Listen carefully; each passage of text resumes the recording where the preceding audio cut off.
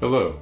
In this video, I'm going to show the differences between groups and topics, and I'm going to create a group. So the first step is to make sure that I'm logged into Flipgrid, and then that I am on the discussion tab, which you can find at the top middle of your screen, and you'll see that there's discussion right there. And then from there, you'll see create a group. And you'll also see this right here where I can tab between topics and groups. Now, the best way to describe a group is as a folder. And that folder holds students. And it also holds topics. And so if you create a group, say for your first period class, then you add all your students to that class, either through Google Classroom or by giving them a code to join it. And then any topic that you create within that group, your students will have access to. Now you can create topics separate from groups and share those with your students also. So for this video, I'm simply going to go ahead and create a group and show you about the groups in general.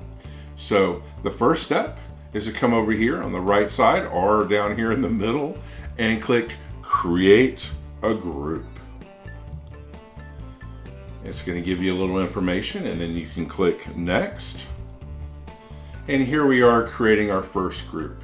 So I'm just going to name this, say, Math. And you'll notice we have a join code over here, and we also have a link that we can give to our students. And we'll come back to this towards the end of this video.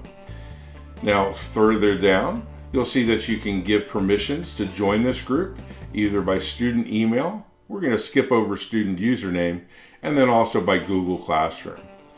So I'm going to start with student email. If you click on that, it's going to ask you to enter in the domain of our school district. So the domain for our students is actually going to be @edu.maynardisd.net. And then you can click enter, and you'll see there it is. Now, if you want to add your teachers or have any other teachers come in and do anything here, you can add their emails also. So you'd add that domain, which is just maynardisd.net.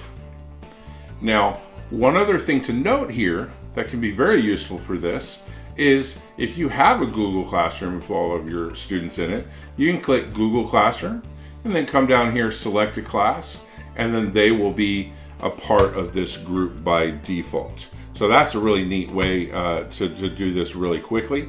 But for our sake right now, I'm just going to go ahead and stick with student email. And my domains, you'll see that they stuck over here. Now you can choose to have the group notifications on or off. I'm going to go ahead and choose that on. And then I'm going to make this an active group. And then down here you can personalize this. Think of this as your banner for this group as the students come into it. Very similar to what you would see, say, in a Google Classroom or whatnot. And then I'll just change that right here. And then when I'm ready, I can click Create Group. So just to go back over this very quickly, I'm going to turn my group notifications on down here. I'm going to keep it active. I'm clicking on student email, and I'm making sure that I have both our staff email and our student domains down here. And then there's the name and the join code. So now we're ready to create this group. So down here on the bottom right, I'm going to click Create Group. And here's my group. Yay, it's ready. So I can click copy this.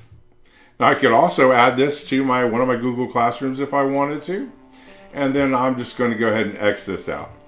So now you'll see that here is our math group. And then down here, you're going to see topics and students. So we haven't had any students join yet. Or actually, here we go, I teach at maynardisd.net. That's actually going to be us, right? So I'm going to click topics. Now the topics are where you actually create the Flipgrid and you would give the link to the students and whatnot. Now remember, if you created a group like we did just here, any of the students that are in this group are going to be able to view and access the topics that you create and make active for them. So that's really a nice feature. So I'm going to go back up to the top and I'm going to click on discussion. And this will always take us back to our home area discussion right here.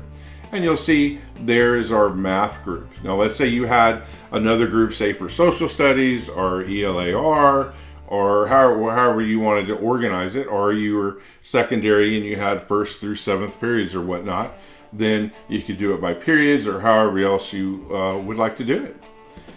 And then you create the topics within there. And speaking of topics, that's what we're going to talk about in our next video. So I hope you got something out of this video on groups, and I will be seeing you soon. All right, have a great day.